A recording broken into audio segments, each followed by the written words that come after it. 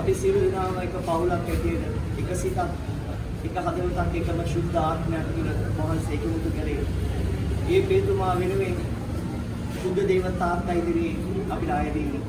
ඒ ශුද්ධ දේවතාත්තගේ හදවතේ අපි සියල්ලෝම සිටින්දීම ඒ පැතුම් පියතුමා ගැන පැතුමක් තිබුණා. ඒ පැතුම් පියතුමාව උන්වහන්සේ තෝරගත්තා. මව් කුසය තුළ තැබුවා. ඒ මව් කුසය තුළ වැඩෙනකොට උන්වහන්සේ බලාගෙන සිටියා. උන්වහන්සේ ඒ ශුද්ධ දේවතාත්තයි තෝරගත්තේ. දේවතාත්තයි ඒ තෝරා ගැනීම තුළ ඒ තෝරා ගැනීමට ඉඩ දුන්නේ. ඒ පැතුම් පියතුමා ඒ තෝරා ගැනීමට ඒ කැමැත්ත ඒ සැලැස්මට එකඟ වුණ නිසා පියතුමෙක් හැටියට අපට ලැබුණා. ඒ පියතුමා ඒ ශුද්ධ කතෝලික සභාව පැවතෙන්න ඒ එකම ශුද්ධ කතෝලික සභාව ඒ අපොස්තලයන්ගෙන් පැවතෙන ඒ අපි සහභාගී වුණ දිව්‍ය පූජාව තුළ අපි එකම ශරීරයක් කඩාගෙන කාපු එකම පවුලක් හැටියට අපි එකමුතු වෙන්නේ මේ පියතුමන් නිසායි. ඒ නිසා අපි දේවතාවන්ට ස්තුති කරමු. ප්‍රශංසා කරමු, දේවතාවන්ට නමස්කාර කරමු. තව තවත් මේ පියතුමාව දේවතාත්තගේ දෑතේම අඹන්න කියලා, කඩන්න කියලා, නැවත නැවතත් ප්‍රතිනිර්මාණය කරන්න කියලා ශුද්ධවන්ත පියතුමෙක් හැටියට දේවතාත්තගේ සැලසුම් තුළ ජීවත් වෙන්න ඒ බලය ශක්තිය දෙන්නට කියලා.